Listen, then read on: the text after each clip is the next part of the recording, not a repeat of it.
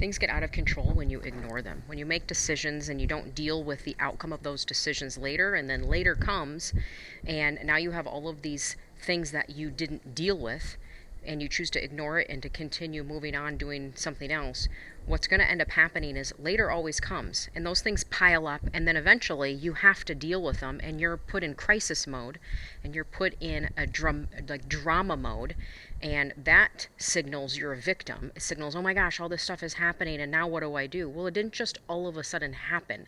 Most of the time, it didn't just all of a sudden happen. It happened over a period of time, a period of decisions, a period of choices, a period of neglect, a period of looking the other way, continuing to do what you want to do without any warning. Normally the warnings are there, the the opportunities to get things in order and to correct behavior is there time after time after time after time. And if you don't heed to those warnings and you don't stop and pause and say, okay, maybe I need to handle this now before it turns into something much bigger later, because later will come.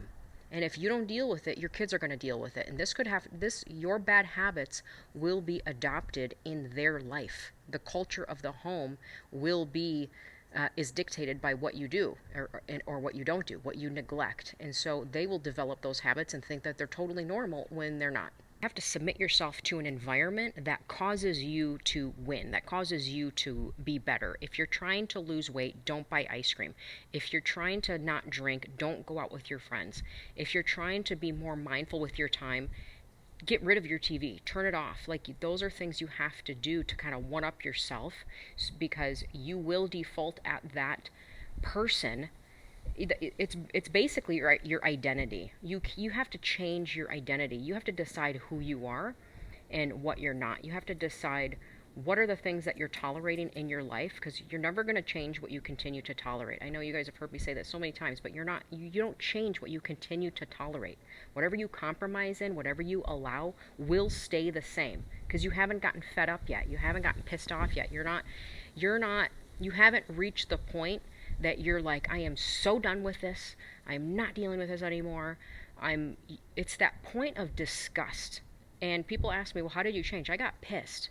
I got pissed at myself that I was allowing things. I got pissed at myself that I kept falling back into bad behavior. I got mad at myself that I was living way under the capabilities I knew I could. I mean, I knew I don't have to be fat in debt. I don't have to be that way. I don't have to live that way. So I got mad at myself. I'm like, why am I 35 years old living this way? And my kids weren't. Yeah, right after you have kids, actually after my third one, 6 weeks after I started training, and within like 4 months I was ripped. So it can be done. And I was breastfeeding. And people, a lot of people say, well, you shouldn't be hard on your body. Well, I enjoy pushing myself to see what I'm capable of doing. You may not, but if you don't push the limits, that's discipline sometimes. Like, you have to it's hard to climb, it's hard to do those things, but if you don't push those limits, you're gonna spend your life wondering what if I did this, what if I could have. You talk yourself out of things before you even get started doing it. Oh, I'm too old. Oh, that's too hard to do, that costs too much. Let me tell you, your money's going to go somewhere, your time's going to go somewhere, your energy's going to go somewhere. It's all going somewhere. The time passes, your money's going out, your energy's going out, it's all going out. So you have to decide, what is this going into? What am I spending time on doing? Like, this is why I was never a big fan of, I know people love DIYs. If you love DIY and that's your thing, great. But I don't like that. I never enjoyed it. I hate it. I get so frustrated. Even putting a piece of furniture together makes me want to cry sometimes. I hate it when the cabinets don't line up. I'd rather pay somebody $100 to put this together or buy it already built, because I just can't stand that frustration. The DIY, the doing everything in your house. I don't want to trade my life for a house to fix everything up. Now, there's a time for that. People do that. It's an investment. They're doing it on their own to save money. I get that. But me personally, I would rather pay somebody to do that. You will get quicker results if you think that way, and if you save up to be able to do that. And so I don't want to buy a fixer-upper house, and that's why I'm not buying a house right now, because I don't want the responsibility. I want to put my money in areas that are going to help my life, if my help develop skills that are underdeveloped still. I still have skills that are underdeveloped that I want to maximize. I want to reach a specific level in certain areas of my life. And I know if I'm focused on a house or I'm focused on something else, it's going to just take me that much longer to reach those levels. It's really all about seasons. Sometimes people say, this is my forever home. Well, the average person buys and lives in a home for 5.5 years. Most people don't have a forever home. They do turn it around. They sell it. They move to different areas because life happens. Things happen. You grow, you develop. Sometimes you need more space or less space. But the bottom line is developing your the things that are actually going to push you forward instead of just wasting your time in things that aren't really doing anything. And I've done that. I still find myself doing stuff like that, and I'm like, here I am, Lord. I'm talking to God the other day, and I'm like, am I doing the same thing that I did 4 years ago? Is that habit still there? Like, I caught myself, and I was in the closet, and I was sorting through stuff. I'm like, I'm doing it again. I'm doing exactly what I did 4 years ago. Now I don't do it as frequent because I don't have as much stuff, but I was still doing it. And so I thought, is it therapy for me? Am I trying to, like, what am I doing? And what could I be doing in this hour that I just spent sorting through stuff or moving stuff? It is hard to break some of these habits. And when people ask me, how did you do it? It's messy. It's hard. It's not a glamorous thing. You have to want freedom in life so bad that you're willing to give up that thing that you spent money on. You're willing to let go of that gift somebody gave you, the attachment to the past, or the guilt of, well, I bought this and it was expensive and I never wore it. So, if you haven't worn it in 5 years, what makes you think you're going to wear it now? And so you just have to get past that. It's just stuff. It's just things. And so everything in life, whether it's the wrong relationships that you're entertaining, having to show up to everybody's birthday party or everybody's party, saying yes to too many things, just being involved in like a rat race that's not getting you anywhere. You have to dissect every situation and say, is this bringing me closer to my goals or farther away? Is it making me better? Is it progressing my life? Or is it costing me time? Is it costing me energy? Is it costing me money? Is it costing me peace? Is it costing me joy? And work from the end backwards. Answer those questions first and then decide, yes, it is. It's costing me a lot of money to live this way. And I'm not talking about paying for an environment that helps you be better. I'm talking about costing me a lot of money to thrift all the time on stuff I don't need. Things like that. It's costing me a lot of time on the phone chatting with this person because we've been talking on the phone every single day for the past 2 years and we tell each other everything. Is that doing anything for your life? Is it helping anything? So you have to dissect these situations and decide what are you going to allow and what are you going to change? If you want to change, you got to get kind of pissed. You got to be like, okay, I'm not doing this anymore. Boundaries are very important in this stage. It's going to make some people mad. That's okay. Boundaries are necessary.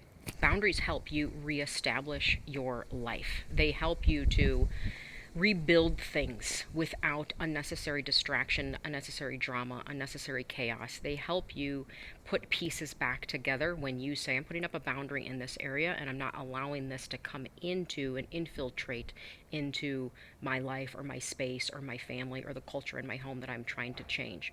These are areas in your life that you need to take control of so you're not a victim.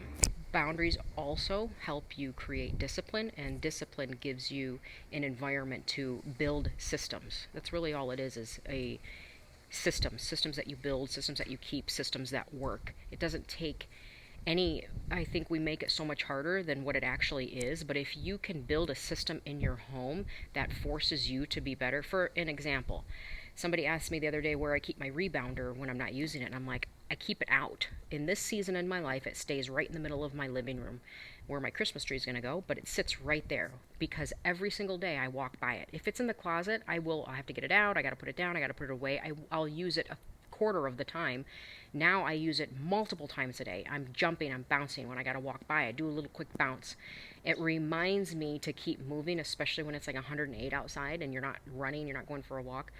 You're getting your body some movement and lymphatic drainage. So I'm creating a system that works to help me be my better self. I'm creating a system with food. I do grocery delivery. Grocery delivery helps me not order not go to the store and be so tempted at the bakery section or what's this new thing. I literally was spending double when I wasn't doing grocery delivery. So the monthly fee to have Whole Foods delivered to my door is way better than me getting in the car, driving, all that, loading, unloading, doing the shopping and being tempted. And then you're always hungry in the middle of the shopping trip. Even if you ate before, you buy unnecessary things, crackers, chips. This looks good. I always did, always. So I thought, I gotta one up myself. I can't allow this anymore. So I need to do grocery delivery.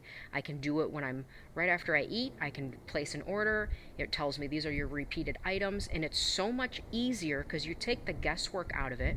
You eat simple, you eat clean, and you're not overspending, overbuying, and overindulging. And then when we do get an ice cream treat, it's mindful. It's like intentional. Okay, this week ice cream's on sale. We're gonna grab some, and it's summer. We'll have a nice little treat. I also declutter and purge weekly. Just about every single week, I'm going through stuff that we no longer need. I don't want things lingering around. I don't want things reminding me of a past season. If I don't need it, I don't use it. So I do like a clean sweep, and my kids do too. Like, what don't we need this week? And I have a system of people that pick stuff up, either donating or selling. It's literally a system I built. So for 3 years, that's what I do. And so every week to every 2 weeks, it's a declutter, but at least a month, every month. I never go 1 month without getting rid of stuff because I like the system and the process of letting things go. It's something that I practice. And a lot of times people are like, how do you let things go? How can you justify it? By practicing it. You practice it. The more you do it, the easier it becomes. The more stuff you find that you're like, I don't need this. 1 week I'm like, I need all this. The next week I'm like, I don't need it. I don't need it. So you can give yourself that little space and time, but what you don't want to do is be spending hours deciding and all the energy spent on, should I keep this? Should I not keep this? Should I let this go? Do I love it? Do I don't? Like, you need somebody telling you, I'll be that voice on your shoulder. Yes, let it go. Here's the thing. If you don't love it, you haven't used it in a year, unless it's a seasonal thing that you only use once a year, like a Christmas tree or something that's specific. But if it's just random clutter, and if you keep going back to the same thing, going, I don't know, it's nice, but you don't like it on you. It looks nice in the store. It looked nice when you bought it, but something about it you don't like. You don't like how it feels, how it looks, the shape of it, the color on you. Or you just don't wear it. I have things that are nice. I'm like, I just don't wear it. I wear the same thing over and over in the summer. In the winter, I change up my outfits. In the summer, I'm wearing, it's too hot. I'm so uncomfortable with certain clothes in the summer because it's so hot. Why make it harder on yourself than it has to be? You practice these things, keeping your food simple. Buy the same 10, 12 things every single week until you get your habits down. That's it. The same 10, 12 items. I have a video on that. You can go back and look in it, and where I'm sharing what items to buy if you're starting to eat clean. You keep it so simple. I think it's about eating clean on a budget, eating healthy on a budget. It's simple, it's easy, it's going to cost you way less than you think, and you're not going to be eating out as much because your body doesn't need as much food as you're giving it, probably. It doesn't need... Your whole life doesn't need as much stimulation. It doesn't need as much food, as much stuff, as much adventure, as much outings, as much thrifting, as much good deals, as much debt. It doesn't need all that. So you have to start eliminating things first. Once you start eliminating, you'll be able to breathe. You'll be like, oh my gosh, I cannot believe I lived under such pressure for so long. And the thing is, we don't realize the pressure we're under until we actually are on top of it and not underneath that weight. And so my number one goal right now is getting 100% debt free, 100%, nothing. And I have no mortgage, I have no car payment, and I'm still paying off credit card debt from years ago. And that's my last little hill there. And I'm doing it. That doesn't mean you never buy anything and you're like, we're living on nothing. Dave Ramsey says rice and beans, beans and rice. Yeah, well, I still like an occasional steak. I have cut out getting my hair done frequently, and I've cut out spa treatments and nail treatments and anything like that. But when it comes to food, I'm still going to eat healthy food. My kids are. I'm still going to take them for a gelato, every couple months or something. So it's not just having nothing. Unless you want to, then you probably move a lot quicker. That's why he says that, because I probably would be out of debt if I did restrict everything. But I do enjoy living a little bit as I'm, making those moves. So you have to decide, what do you want better? You want a life of pressure and chaos and debt? You want a life of justifying bad behaviors and doing things the same way that aren't giving you the quickest results that you want, or getting you any results that you want, or making it harder on yourself? Or do you want freedom? Because if you want freedom, you better start getting pissed at yourself and just say, you know what, I've had enough, I'm not doing this anymore, let's go, let's get this done. And then you're in a spot to that's when you know, okay, she's dangerous, this is happening now. And that's when you're just like, you just woke up a sleeping lioness. You just woke up from a slumber that you've been under for years, and now all of a sudden you got that fire, you got that bite. And that's what these videos are all about, is get that fire, get that bite, get going. Quit talking yourself out of the life that you really want to live.